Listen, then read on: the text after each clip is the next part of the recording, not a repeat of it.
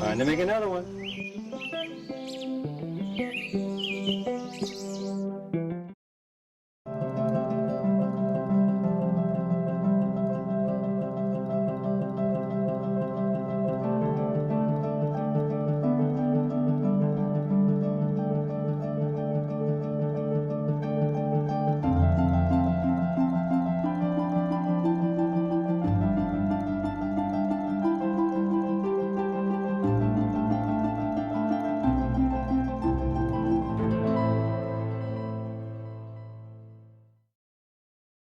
Hey there, my name's Jack Boyle. You found me here in my pottery studio in San Antonio, Florida, aptly named San Antonio Pottery. You can also find me on the World Wide Web. My friend Terrence and I are beginning a series of pottery instructional videos. Today is going to be the most basic of forms, the bowl. I always start my students off with a nice flared cylinder, but we always turn it into a bowl. See the nicely footed? I'm going to show you how to trim that bottom. And certain considerations with the wedging and the kneading technique.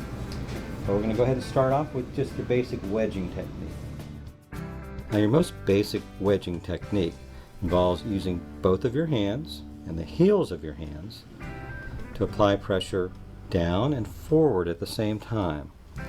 Now when I pick up the piece of clay, I put a little pressure on the ends, force it back in, and I'm rotating just a small increment of clay each time. And the wedging is doing a couple of different things. It's homogenizing the clay, which means it's aligning all the particles in the same direction, as well as eliminating any air bubbles. Any air bubbles are going to come to the surface up here. So we're doing two things at once. So the pressure now is not flat down on the table.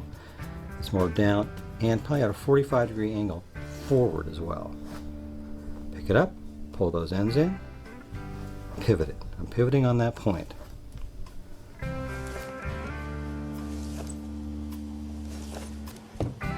After a minute or so, they're pretty well wedged. Go to the next step. And for the next step, and actually for the entire pottery making process, we're going to be using some basic elementary tools. To start with, for my trimming process, I'll be using this loop tool. This is after I make the piece and let it dry a little bit so I can trim the bottom. I always keep a needle tool or a probe on hand. And this is mostly used if I need to trim the very top of the piece off if I make a mistake, to level that top of that lip. I will be using a funky old credit card that somebody sent me in the mail. Never expected me to use it for anything but a demonstration of how to throw away a credit card. I use this to compress the bottoms of the pieces on the very floor. Of course, I'll need my sponge and a very simple rib. A rib is just a wooden tool that I use for various, employ it in various methods. I use a flat surface, this rounded surface, as well as a point. Alright, so to get started here, I'm going to take one of my wooden bats.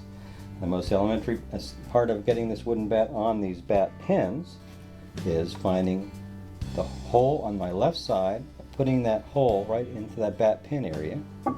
Then I swivel the bat and find the other hole. Doesn't sound like much of a tip, but I tell you, it saves you a few minutes. With a wooden bat, I need to moisten the wood on this bat, because what I need is to really adhere, so I'm just a little bit of water, so that as the water is absorbing into the wood, then I'm going to apply my clay. So, with a firm amount of authority, as close to the center as possible, smack that clay down as I slowly rotate the wheel. This is just further assurance that I'm attaching it to the wheel head and pushing it as close to center as possible. So this first part of the process is called centering. And normally you're gonna practice the sitting down, so I can really just, even though I'm standing, I can still tell you the proper sitting position for centering. That is, you want to pull your wheel and your crotch as close to the wheel head as possible. You're going to bend over. You want your thighs to be as level as you can. That might mean that you need to sit on some pillows, and you need to put some bricks under your feet to level your thighs out. What you're doing is you're finding the best way to apply the weight of your upper body through your arm, and you want to anchor your elbow somewhere into your body, normally your hip or your thigh, so that as the wheel spins, you're not just using your hands and your wrists to try to center this clay. So what you're doing is you're going to push away firmly with one hand. At the same time, you're going to pull back with the other, and also apply pressure down. So all the focus of your strength, your energy, is towards the center of this wheel head. You can also do a little bit of what's called wheel wedging, is by pulling this clay up into a cone, applying pressure down.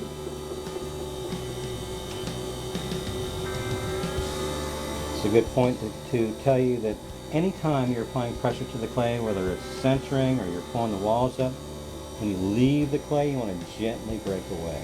You can go to all this trouble to center your clay, and if you're not careful, when you break away, you're going to throw it off center. So careful. All pressure going towards the center of the clay. I know other people that I like to use my right arm as my main centering tool. Whichever arm you do, you want to torque your body so that you're pushing with the weight of your upper body through your elbow, down your forearm, and the heel of your hand.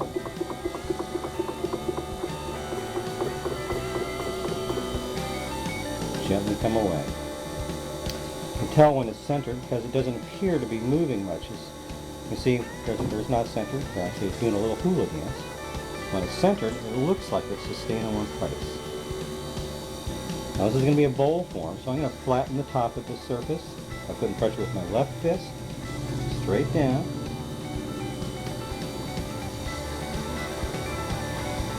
See, when I do that, I'm trying to avoid this mushroom effect down here, this mushroom cap. I'm going to put a little bit of pressure from the outside angle, about 45 degrees down, while I'm applying pressure on the very top. Next part of this process is making your well.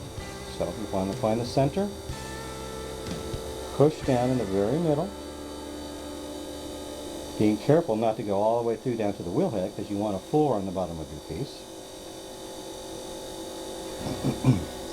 This is a good time, especially when you're just beginning, when you think you're about where you want that clay to be, because you want to leave about this much clay on the very bottom, enough to trim out later. Stop the wheel. Take your needle tool and investigate the thickness of that clay. So you want to leave 3/8 to ½ inch of clay. Once you're satisfied that, now I've got a single point here, I want to go ahead and widen this floor. So I'm going to pull it back towards me.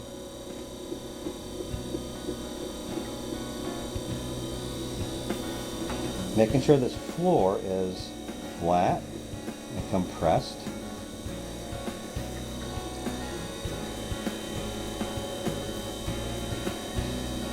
So I'm going to take my trusty old credit card here, a nice flat, smooth surface, and I'm going to take this point, which is on the left side, put it just to the right of center, and apply pressure. That will eliminate most of the potential for cracking, because as clay dries, it shrinks. If you have an undulated floor, there's thicker and thinner. The thinner areas are going to dry first and shrink away from the thicker areas, leaving it probably a little hairline crack. So it helps eliminate that. The next step is we're going to, this is the fun part now, I'm going to grab this whole ring of clay, and with each rotation of the wheel I'm going to squeeze the clay, pull it up through the wall, gently break away from the top. I did that with just my left hand, my long finger, and my thumb. For the next pass, and every time you make that motion, you're making a pass through the clay. What I'm going to do is squeeze the very, very bottom of the clay, gathering this ring of clay right here. You might also notice that I've slowed the wheel down. I go full speed for centering and about half speed for the rest of the process. But for each pass, I'm also pushing the base in. That helps me gather that clay, squeeze it. Each rotation, I'm pulling that clay up through the wall, making it taller and thinner. gently break away from the very top. Also notice that I'm using lots of water for lubrication. Before each pass, I squeeze a little bit of water on the interior of the wall, make my sponge very wet, and lubricate the exterior of the wall. If you have a lot of clay down here in this area that's bothering you, go ahead and use your thumb or a tool and just eliminate that clay. Get it out of your way. And go ahead and squeeze that ring one more time, pushing the base in as I do. Pulling it up through the wall. Never staying in one place, you're always moving the clay through the wall. Gently break away. Now in this next pass, I'm going to use my wooden rib. I'm going to actually begin the trimming process with the point here. Take away more of that excess clay on the very bottom. Eliminate that. Now with that curve going away from the center, we create a groove right here in the very bottom of the piece. Now with the flat part of my rib, I'm going to do a couple things. I am refining the form, so I'm always looking for this beautiful continuous curve. I'm compressing the walls, making it stronger, making those particles stronger. And I'm eliminating some of those throw rings.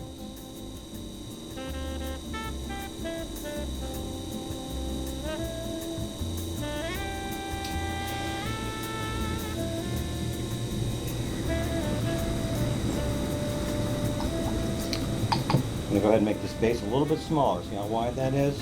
I'm going to go ahead and take my rib, just push it in a little bit. Give me less work to trim off the bottom later on.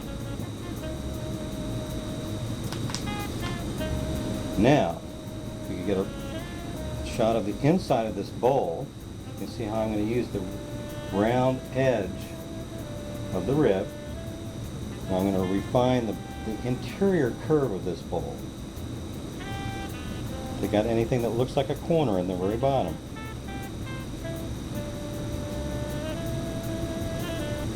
Okay. One last thing I'll do with this rib, I'm going to moisten the very lip, especially the outside part of this lip down here, because I'm going to use the flat edge of this rib again to flare the lip out.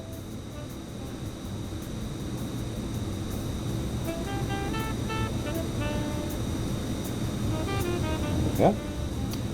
Use that point to do a couple of decorative lines.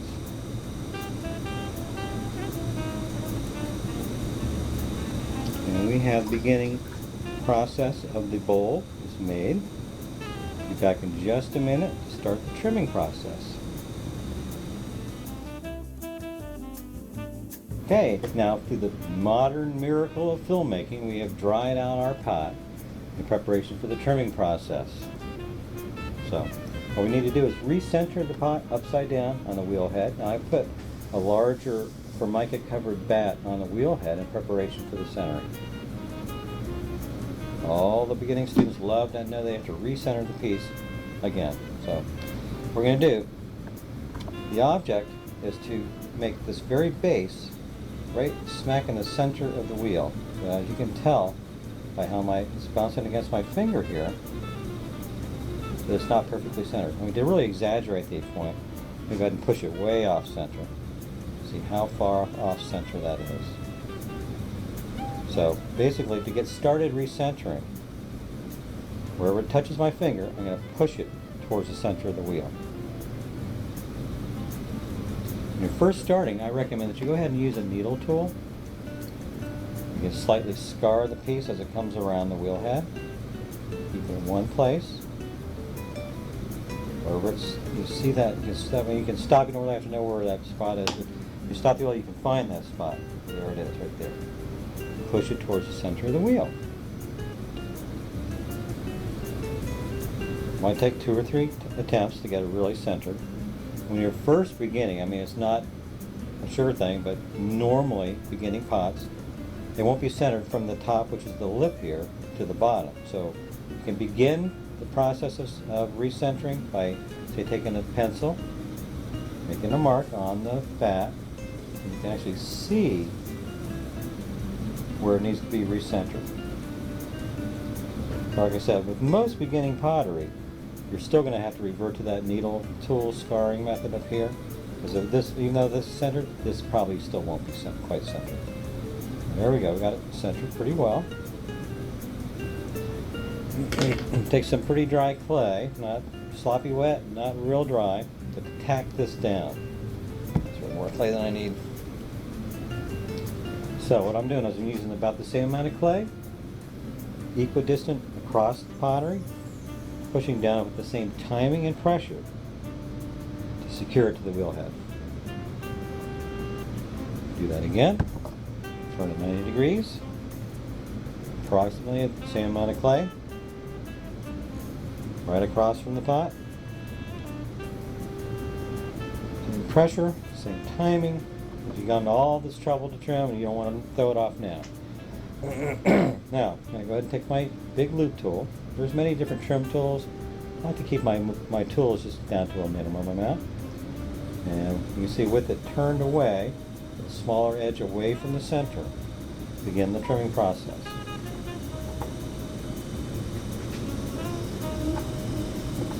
And here we're taking away some of that excess clay that always, even the most professional potters, leave it a little thicker on the bottom. So I'm going to take some clay away from here. And when I've decided what the parameter is for this outside edge, trim down from there.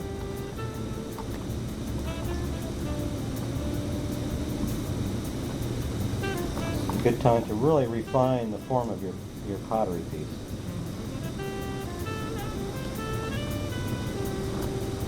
So you want to look at it from an angle, and you want to look for that beautiful, gentle curve again.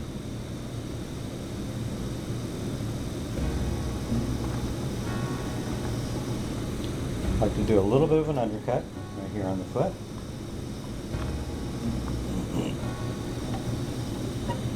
Once I've established the outside perimeter, the very next step is to establish the thickness of the foot. So I'm just cutting a line right here. It's approximately, let's say, 1/4 to 3/8 of an inch from the outside line. This is a pretty good tip to do this next. And the very next step, what I do is I start from the center and I trim the excess clay out from the base, out to that line I just established as the interior perimeter of the base. Do that a few times.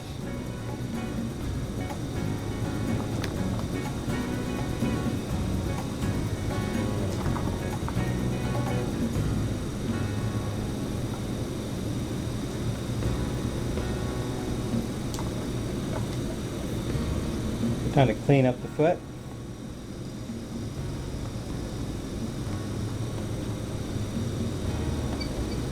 You want to trim this edge round. You don't want to leave any sharp edges on your pottery, especially on the bottom. When it's all finished and fired and glazed, a sharp edge now will be like a razor blade later on. So with that in mind, I will take my sponge and eliminate any sharp edges or any little burrs of clay that later on will be a problem.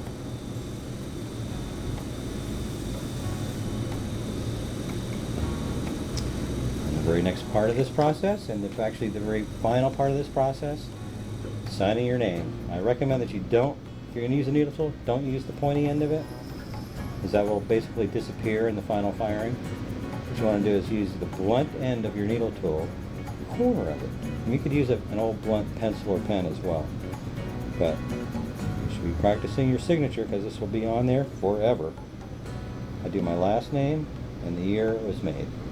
With that, I'm hoping that you will continue with our pottery making lessons, and you've enjoyed this and you can find the passion to continue as much as I do. And if that happens, happy potting, and we'll see you on the next video.